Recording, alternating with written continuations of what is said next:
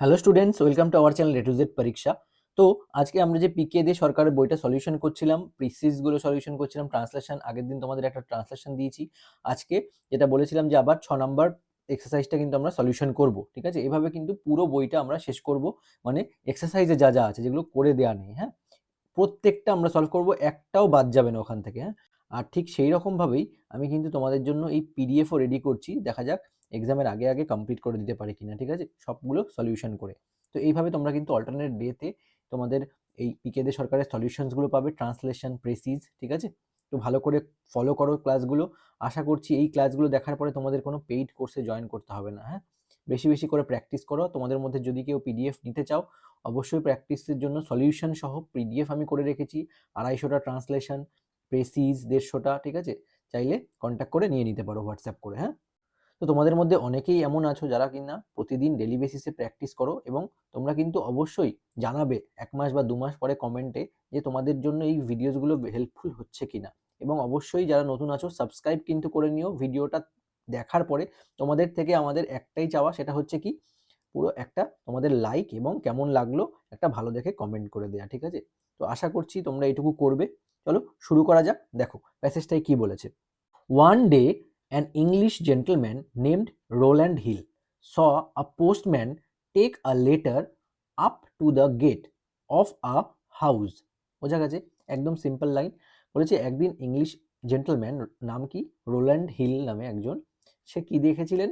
দেখেছিলেন একজন পোস্টম্যানকে to take a letter up to the gate of a house. এক বাড়ির দরজার সামনে কোনো পোস্টম্যানকে লেটার ডেলিভার করতে যেতে দেখলেন। আ young girl came out to receive it. একটা ইয়াং গার্ল সেখান থেকে বেরিয়ে আসলো এই লেটারটা রিসিভ করার জন্য। The price of the postage was 1 shilling. Shilling হচ্ছে কারেন্সি, ঠিক আছে? তো 1 শিলিং ছিল ওই পোস্টেজের প্রাইস, আচ্ছা, সেই সময়ের। But she had no money, কিন্তু যে রিসিভ করতে এসেছিল তার কিন্তু সেই টাকাটা ছিল না। Two pay for the letter, সেই লেটারের জন্য পেমেন্ট করে যে লেটারটা নেবে, তাই না, সেটা ছিল না। The postman put it back, postman কি করলো, সেটা আবার রেখে দিল কোথায়, ইন হিজ ব্যাগ, তার ব্যাগের মধ্যে। অ্যান্ড টার্নড অ্যাওয়ে, এবং ঘুরে চলে যাচ্ছিল। Rowland Hill paid the shilling, Rowland Hill কি করলো, নিজের থেকেই শিলিংটা পেমেন্ট করে দিল। তারপরে কি হলো, and the postman handed the letter to the girl, আর পোস্টম্যান কি করলো, সেই লেটারটাকে ওই মেয়েটিকে দিয়ে দিল। It was her dear brother's letter, এটা কি ছিল, তার নিজের ভাইয়ের চিঠি, ঠিক আছে?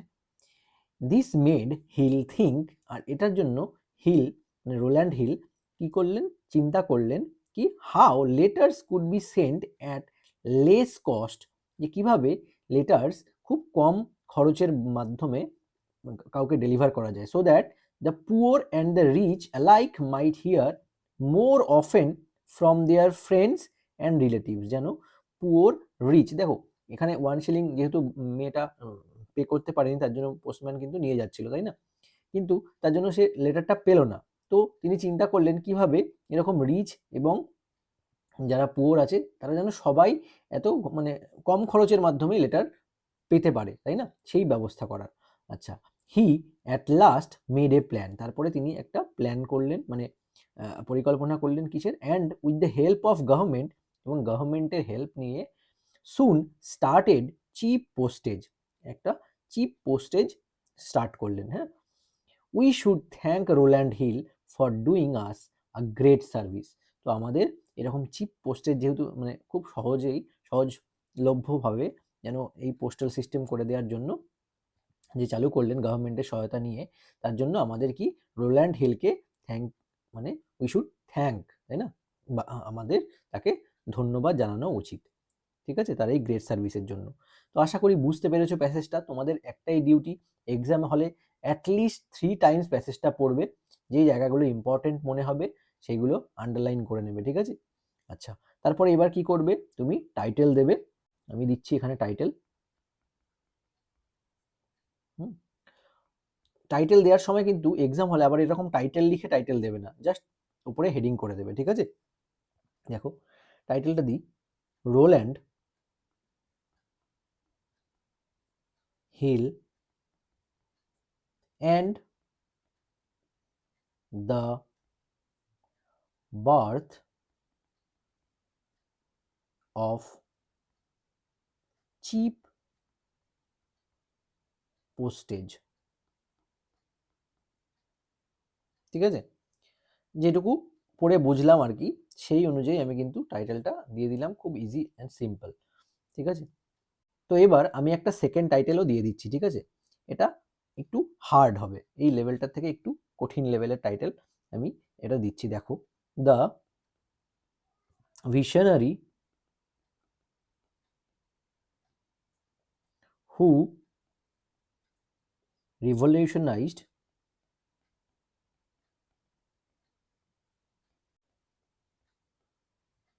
postal service।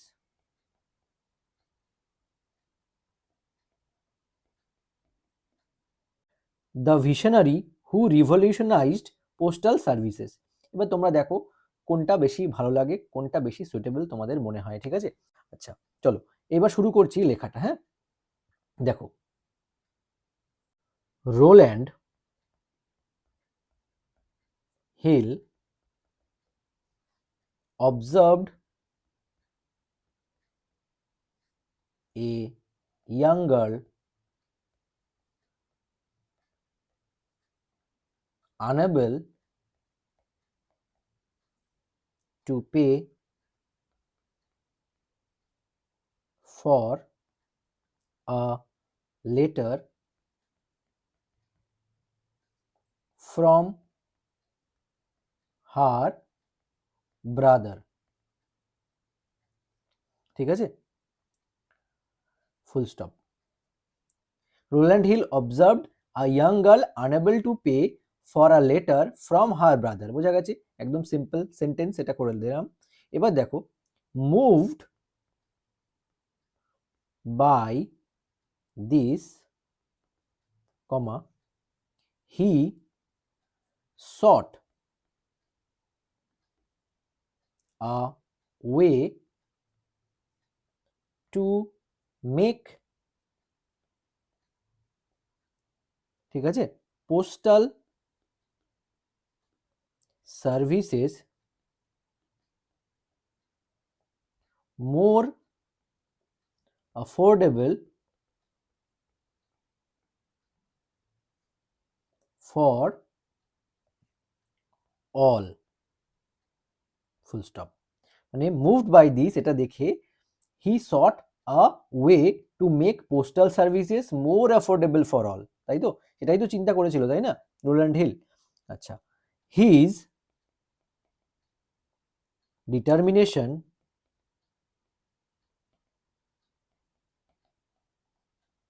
led to the introduction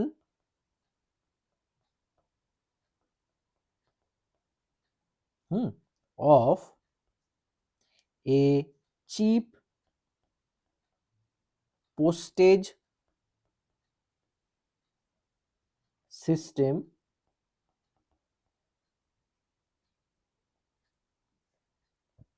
with government support, comma, transforming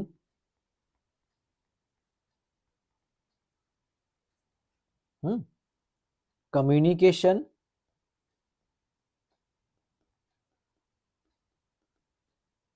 and benefiting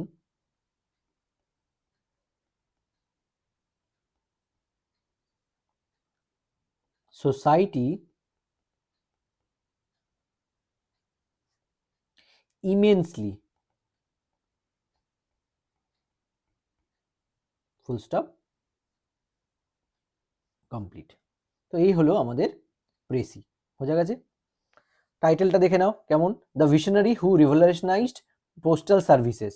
এরপর কি লিখলাম, Rowland Hill observed a young girl unable to pay for a letter from her brother, moved by this he sought a way to make postal services more affordable for all. His determination led to the introduction of a cheap postage system with government support, তাই তো, দেখো একভাবে কিভাবে তোমাকে সেন্টেন্সগুলোকে জুড়তে হবে, যে led to the introduction of a cheap postage system with government support, transforming communication and benefiting society immensely, মানে ইমেন্সলি মানে মানে প্রবলভাবে, তাই তো, এখানে বেনিফিট করবে সোসাইটিকে ইমেন্সলি, প্রবলভাবে। হ্যাঁ, তো এই হলো গিয়ে প্রেসি রাইটিং। এটা অ্যাবাউট 50 ওয়ার্ডসের মধ্যেই আছে, ঠিক আছে। তো তোমরা, আশা করছি তোমাদের কেমন লাগলো, তোমরা কিন্তু অবশ্যই কমেন্টে জানাবে এই যে প্রেসিটা। জানি না তোমরা প্র্যাকটিস করেছো কিনা, তো তোমাদের সঙ্গে আমার যে সলিউশনটা করা সেটা কতটা মিললো দেখবে, হ্যাঁ। আর ইংলিশের কতটা ডিফারেন্স আছে সেটাও দেখবে, দেখে অবশ্যই কিন্তু কমেন্টে জানাবে এবং একটা লাইক অবশ্যই করবে। এটুকুই তোমাদের থেকে চাওয়া, ঠিক আছে। একটা লাইক করে দিও, তোমরা যারা নতুন আছো তারা কিন্তু অবশ্যই চ্যানেলটাকে সাবস্ক্রাইব করতে ভুলো না। তো এইটুকুই তোমরা করো, হ্যাঁ। তোমাদের জন্য কিন্তু কোনো পেইড ব্যাচও নেই, কিচ্ছু নেই এর জন্য, পুরোপুরি ফ্রিতে ইউটিউবে কেউ যদি আমাদের ক্লাস দেখে তাহলে পরে অবশ্যই কিন্তু তারা মেইনস ক্র্যাক করতে বাধ্য, ঠিক আছে। মিসলেনিয়াস বলো আর তোমাদের ক্লার্কশিপ বলো, ঠিক আছে। শুরু থেকে শেষ পর্যন্ত সমস্ত প্লেলিস্টগুলো ওয়াচ করো, টাইম করে রুটিন করে দেখো, হ্যাঁ। প্র্যাকটিস সেটগুলো সলভ করো, যেগুলো আমি পিডিএফ করে দিচ্ছি সেগুলো নিয়ে প্র্যাকটিস করো, আর দিনে 3টে 4টে 5টা করে ট্রান্সলেশন করো, দেখো তোমাদের ইমপ্রুভমেন্ট হবেই। কারণ জানি এইটুকু, যে তোমাদের এই যে যেগুলো করে দিচ্ছি আমি, এগুলোতে কেউ যদি ডেলি বেসিসে কেউ ফলো করো, অবশ্যই তোমাদের সাকসেস আসবেই, হ্যাঁ। তো আজকের মতো ভিডিওটা এখানেই শেষ করছি, আবার দেখা হচ্ছে তোমাদের সঙ্গে নেক্সট ক্লাসে। Thank you so much for watching this video.